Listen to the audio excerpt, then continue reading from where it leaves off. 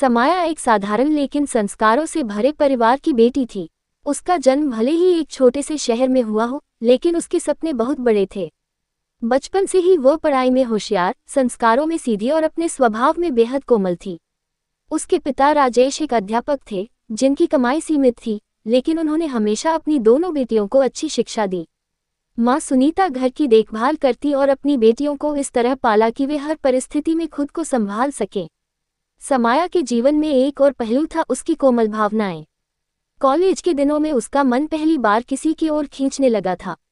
आदित्य नाम का एक लड़का उसकी जिंदगी में आया था, जो उसे समझता था, उसके सपनों की कद्र करता था और उसकी मुस्कान को सबसे कीमती मानता था।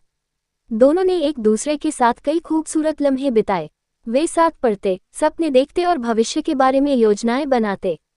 समाया ने अपने दिल में आदित्य को जीवनसाथी के रूप में देखना शुरू कर दिया था। कॉलेज खत्म हुआ और आदित्य को नौकरी मिल गई। ये खबर सुनकर समाया के सपनों ने पंख फैला लिए। उसे लगा कि अब उसका रिश्ता एक नाम और पहचान पाएगा। धीरे धीरे दोनों परिवार भी एक दूसरे के संपर्क में आए। पहली मुलाकात में सब कुछ ठीक रहा, लेकिन आदित्य के माता पिता के मन में कहीं एक कसक थी।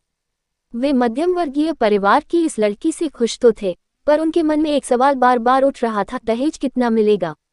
दहेज की यह परंपरा समाज में गहरी जड़ें जमा चुकी थी। आदित्य के माता पिता का मानना था कि बेटे की पढ़ाई लिखाई और नौकरी की कीमत अब शादी में वसूली जानी चाहिए।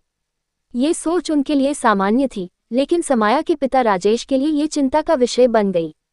राजेश अपनी सामर्थ्य के अनुसार ही व्यवस्था कर सकते थे। उनकी तनख्वाह और बचत इतनी नहीं थी कि वे लाखों रुपए, गाड़ी और सोना दे सकें।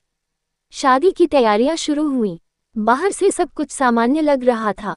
समाया अपने जीवन के नए चरण की कल्पना कर रही थी।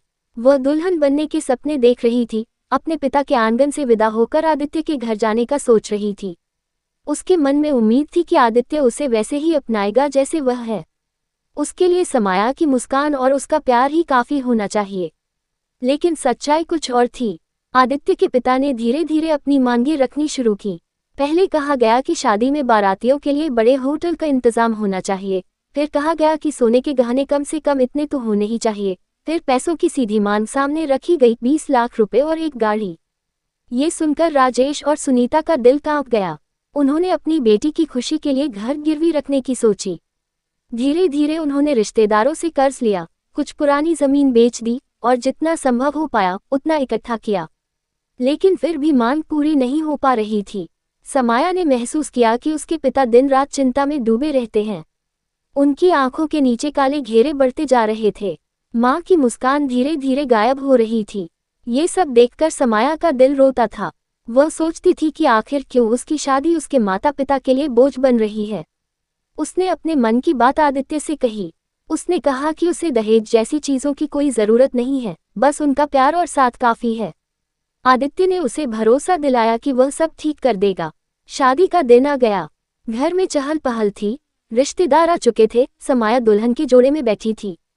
लाल चुनरी में लिपटी वह स्वर्ग की अप्सरा जैसी लग रही थी। उसकी सहेलियां उसे घेरे हुए थीं, चारों ओर उत्साह और शोर था।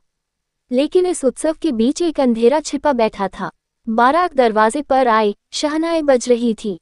सब कुछ सामान्य लग रहा था, लेकिन जैसे ही जयमाल का समय आया, आदित्य के पिता ने जिद पकड़ ली। उन्होंने कहा कि जब तक 20 लाख रुपए और गाड़ी नहीं दी जाती, तब तक ये शादी आगे नहीं बढ़ेगी। वहां अफरा तफरी मच गई। राजेश हाथ जोड़कर गिड़गिड़ाने लगे। उन्होंने कहा कि वे अपनी सामर्थ्य से अधिक दे चुके हैं, लेकिन अब और संभव नहीं है। उन्होंने अपनी इज्जत का वास्ता दिया, बेटी की खुशी का वास्ता दिया, लेकिन आदित्य का परिवार अडिग रहा। उस समय समाया का दिल टूट गया। उसे लगा कि उसका सपना चकनाचूर हो गया। ये वही दिन था जिसका उसने बचपन से इंतजार किया था, लेकिन ये दिन उसकी इज्जत और उसके पिता की बेइज्जती का कारण बन रहा था। वह दुल्हन का घूंघट हटाकर सबके सामने आ खड़ी हुई। उसकी आंखों में आंसू थे, लेकिन आवाज में दृढ़ता थी। उसने अपने मन में ठान लिया कि अगर उसके जीवन की नींव दहेज पर रखी जाएगी, तो ये रिश्ता शुरू होने से पहले ही खत्म होना चाहिए। समाया ने अपने हाथों से गहने उतारे और सबके सामने रख दिए। उसने सबको यह दिखा दिया कि वह सोने और पैसे की वस्तु नहीं है, वह इंसान है और इंसान का मूल्य किसी गाड़ी या रकम से नहीं आंका जा सकता। उसने यह कहकर मंडप छोड़ दिया कि उसे ऐसा रिश्ता नहीं चाहिए जिसमें प्यार से अधिक दहेज की कीमत हो। पूरा मंडप अस्तंभ रह गया। से दांत फुसफुसाने लगे। कुछ ने इसे पागलपन कहा, कुछ ने इसे साहस कहा, लेकिन राजेश और सुनीता की आंखों में गर्व था। उन्होंने महसूस किया कि उनकी बेटी ने अपनी इज्जत और आत्मसम्मान को सबसे ऊपर रखा। आदित्य वहीं खड़ा रह गया, उसके आंसू बहते रहे, लेकिन अब बहुत देर हो चुकी थी। उसने अपने परिवार के सामने चुप रहकर समाया को खो दिया। समाया जब बाहर निकली तो आसमान की ओर देखा।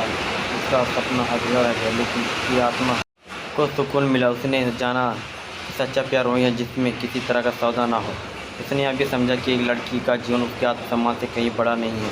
उसकी यह कहानी गांव-गांव फैल गई। अखबारों में छपी कुछ सुर्खियाँ लोगों को झकझोरने लगी। समाज में चर्चा होने लगा कि जब एक लड़की अकेले खड़ी होकर दहेज का विरोध कर सकती है तो बाकी क्यों नहीं। समाया एक मिसाल बन गई। उसकी कहानी